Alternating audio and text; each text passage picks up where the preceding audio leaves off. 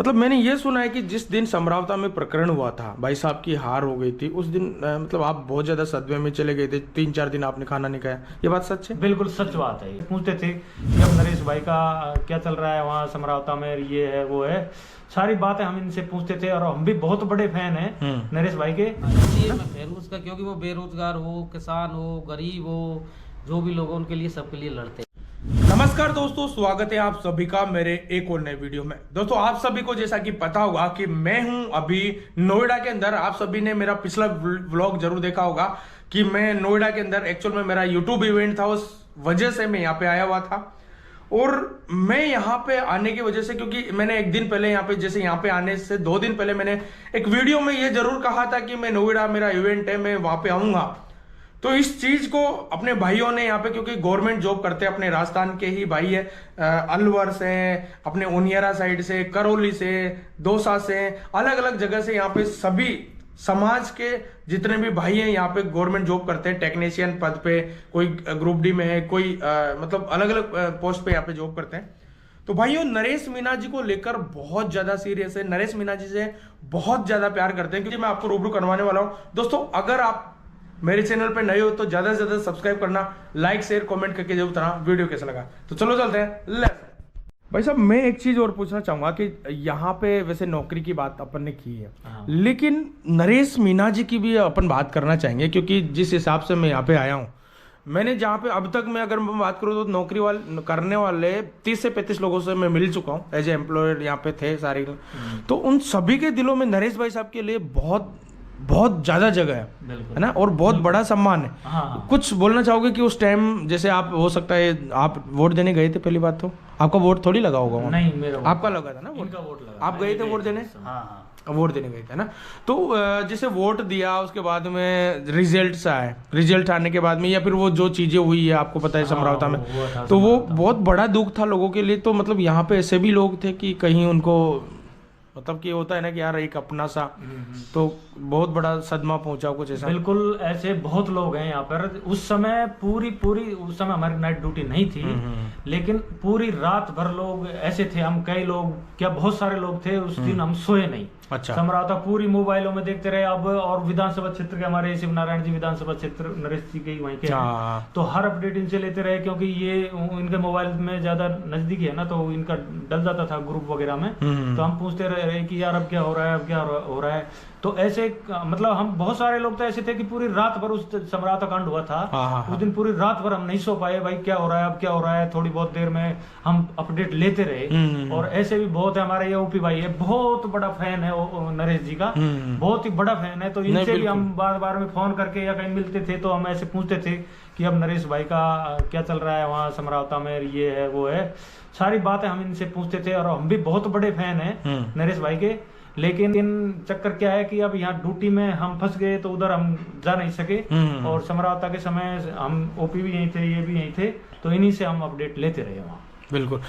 OP भाई, मैंने ये सुना है वैसे, क्योंकि कंटिन्यू वैसे अपन कैसे मिले थे वो भी अपन वीडियो में बताएंगे। मतलब मैंने ये सुना है कि जिस दिन समरावता में प्रकरण हुआ था, भाई साहब की हार हो गई थी, उस दिन मतलब आप बहुत ज्यादा सदमे में चले गए थे, 3-4 दिन आपने खाना नहीं खाया, ये बात सच है? बिल्कुल सच बात है, बहुत ज्यादा सदमे में थे। अच्छा। तो ओपी भाई, थोड़ा सा मेरे को बताओ कि एक्चुअल में, सबसे पहले तो मैं थोड़ी सी बात बता देता हूँ। एक्चुअल में जो ओपी भाई है, मेरा कॉन्टेक्ट, देखो मैं स्टार्टिंग की अगर मैं बात करूँ तो अपने जो भाई अपने बिलोता से हैं, मैं इनको भी पहले नहीं जानता था और भाई साहब को भी नहीं जानता था। मैं ओपी भाई को, इनको इसलिए जानता था क्योंकि ये मेरे वीडियो देखा करते थे भाई, नरेश भाई साहब के वीडियो, जितने भी वीडियो आते थे ये अपने यूट्यूब चैनल पे देखा करते थे। इनका एक दिन मेरे पास फोन आता है, उसी टाइम की बात है जब मैं महाकुंभ के अंदर था, कि भाई साहब मेरा नाम ओपी है और मैं करौली से हूँ, मैं बहुत बड़ा फैन हूँ भाई साहब का, और इन्होंने यह भी बोला कि मैं आपका भी बहुत बड़ा फैन हूँ। मेरे को मतलब भाई साहब के लिए इन्होंने बोला ना, नरेश भाई साहब का बहुत बड़ा फैन हूँ। इस बात को सुनकर मैं लिटरली मैं इतना इम्प्रेस हो गया कि यार बहुत अच्छा बंदा है। और उसी दिन कॉल कि नहीं भाई साहब, आपको मेरे बेटे के जन्मदिन में यहाँ पे आना है मार्च के अंदर, ऐसे बोला इन्होंने।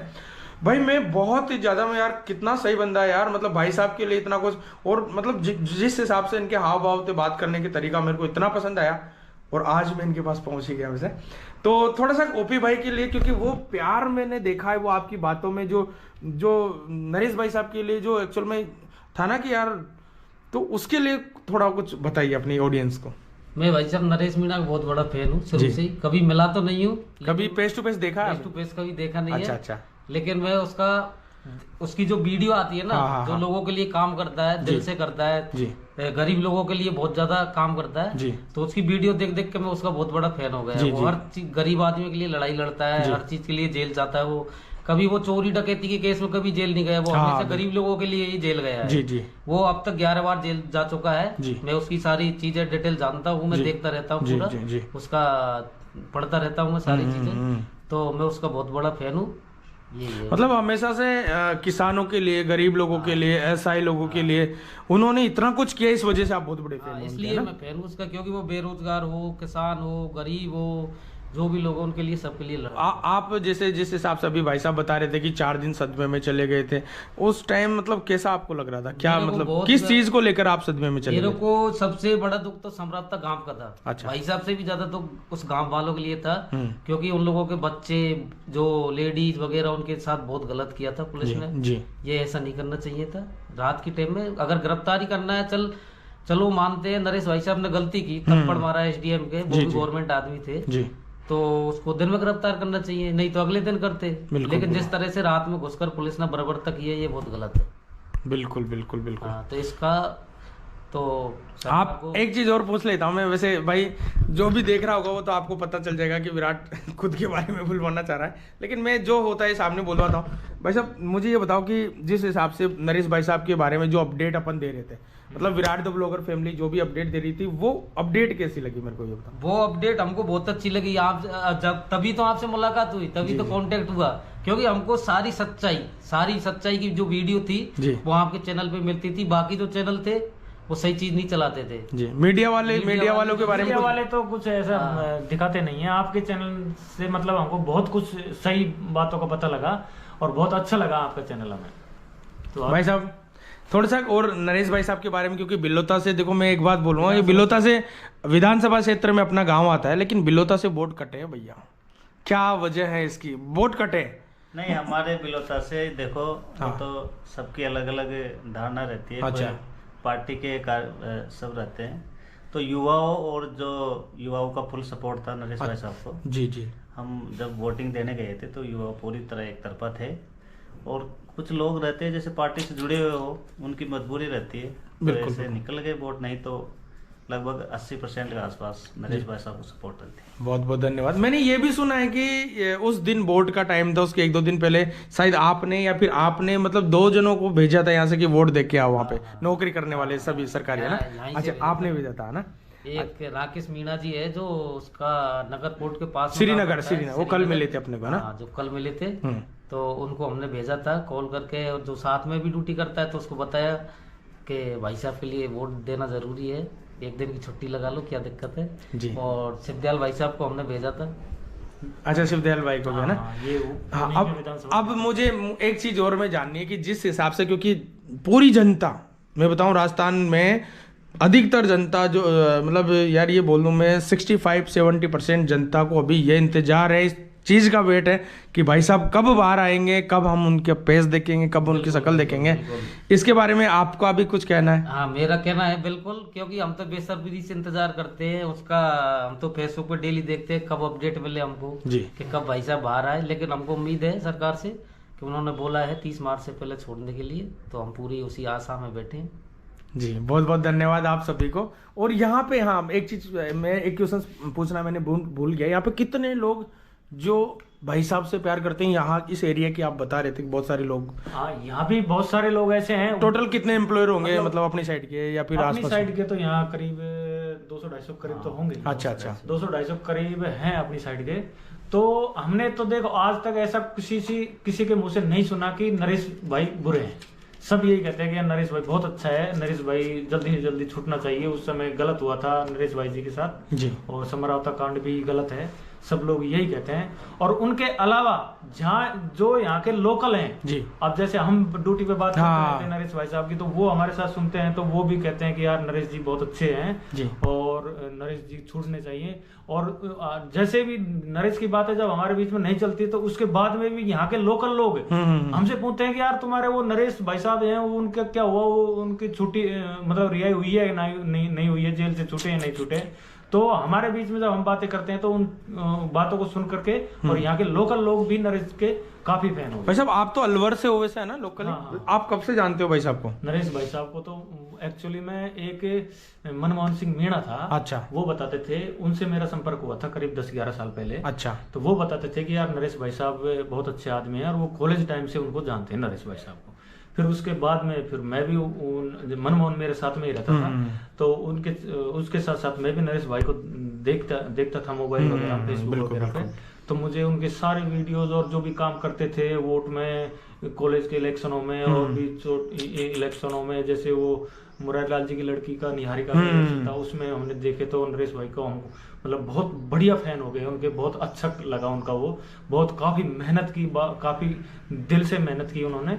तो उस समय हम बहुत अच्छे फैन हो गए उनके जी, और इसी वजह से हम नरेश को बहुत बहुत धन्यवाद। और लास्ट एक और मतलब सवाल है मेरा, एक्चुअल में जो जितनी भी ऑडियंस देख रही हो मेरी, चाहे वो किसी भी कास्ट की हो, सर्व समाज के लिए मैं हमेशा से बात करता हूँ, उनको कुछ बोलना चाहोगे कि अगर हमारे बीच में एक किसान का बेटा नरेश मीणा जी के जैसा अगर नेता आ गया तो जो किसानों की बहुत सारी ऐसी ऐसी दिक्कतें होती है वो सॉल्व हो जाएगी, बहुत सारी ऐसी ऐसी चीज़ें जो मतलब किसानों को दिक्कत नहीं आएगी, उनको लेकर कुछ बोलना चाहोगे सर्व समाज के लोगों को?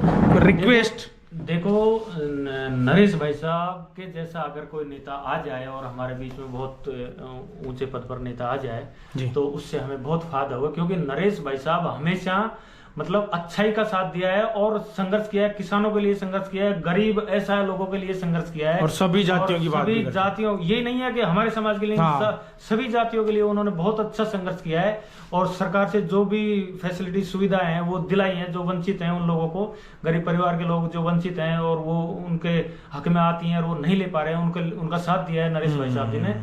तो अगर नरेश भाई साहब जी बहुत बड़े नेता बनते हैं तो उसका हमें बहुत ही फायदा होगा, बहुत अच्छा फायदा होगा, ये हम मानते हैं। बहुत बहुत धन्यवाद। तो दोस्तों आप सभी को जैसा कि देखने को मिल रहा होगा कि ये भाई है एक्चुअल में अभी दादरी यूपी के अंदर पड़ता है और यहाँ पे ये मतलब गवर्नमेंट जॉब करते हैं, टेक्नीशियन पद पे ये कार्यरत है।